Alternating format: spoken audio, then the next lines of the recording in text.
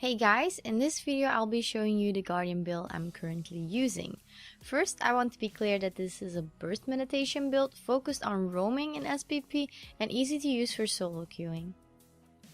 I see Guardian as a really balanced class where every skill can be used offensive as well as defensive. Based on this, I chose my weapons, runes and traits. As weapons, I prefer using Sword Focus and Greatsword. The reason why I like Greatsword is because of the practical utilities and high burst combos such as Whirling Rat and Judge Intervention. We also have the Leap of Fate, a combo finisher which blinds and can be used for closing gaps or disengaging. Blinding Blade can interrupt and pull enemies towards you. It works well against invisible foes since it can track the enemy and show their position. Don't forget, this is a ranged attack that does quite some damage and doesn't always need to be used to pull enemies. With Sword, I still have one of the strongest auto attack in game. Take care when the enemy reflects, as the third auto attack is a projectile. The teleport can help you engage or disengage while it blinds your enemies. Keep in mind that the teleport also works on enemies who are in higher positions, but only when they're on the edge. You can be creative and use illusion, pets or minions when the enemy is too far away. Zealot's defense is amazing against ranged attacks, as it blocks them while doing ranged damage yourself. Take care, when this gets reflected, it does not block the reflected skill. As for the focus, we have Ray of Judgment. Foes are damaged and blinded. It can bounce up to 4 times, and you and your allies gain regen and cure 1 condition. Shield of Rat can block up to 3 hits or burst the enemy down with a blast. Don't forget, the shield can be used in many ways. As a blast finisher, blasting in your symbol of Rat or in other fields. Stop people from interrupting your channeling. It has 3 blocks and can be casted anytime. It doesn't interrupt any channelings itself. Good for stomping, rezzing up allies, or taking buffs. It's also good for defending yourself when you're knocked down or immobilized. The build gives you a lot of critical hits. This is why I use Sigil of Air and Sigil of Fire on both weapons. As for utilities, I use the standard meditations.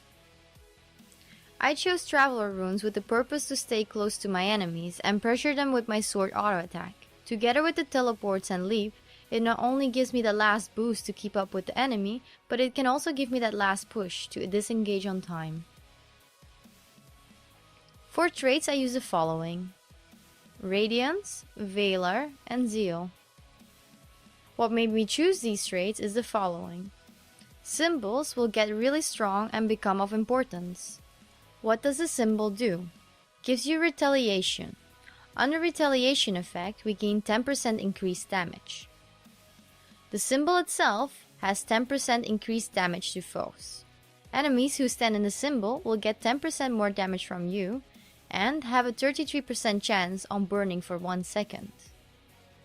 This burning is interesting because against burning foes we have 10% increased chance to crit on hit and 7% more damage overall. While we keep this in mind, you can get the symbol of Rat in 3 occasions. Mid-fight, when you actively use the skill on Greatsword.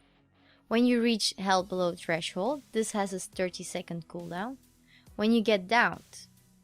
In certain situations, you can use a symbol just before the fight, for example, with a combo. You can also put a symbol on downed bodies from allies or enemies to increase the pressure. In the Valor trait line, I had to make a tough choice between Smite Condition on healing or the 4 seconds of protection using a focus ability, while focus abilities have a 20% cooldown reduction. This protection gives 33% overall damage reduction, and with the 2 available focus abilities, the protection uptime will mitigate far more damage than the Smite Condition on healing. To be honest, you could choose which would fit you the best, but I personally chose for the focus trait. The reason why I chose for the trait toughness to you and your allies is because it's good for your team and yourself.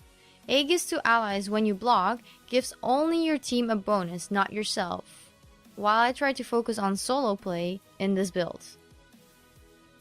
I also chose blinding a foe applies 3 seconds of vulnerability. This is because it can be used on both weapons and my F1. So my sword has a blind, my focus has a blind, and also my greatsword leap has a blind. While on the other hand, the greatsword trait, which gives you bonus damage and healing on greatsword plus cooldown reduction, only counts for a bonus when you're in your greatsword. When you're in sword, you have nothing of it. This build is especially strong in close combat and is a big counter to thieves. More information will be put in the section below. Any questions or remarks, feel free to comment, or you can always come and say hi in Twitch. If you guys still want to see a guide on how to use this build, keep an eye on my YouTube channel. And thank you for watching.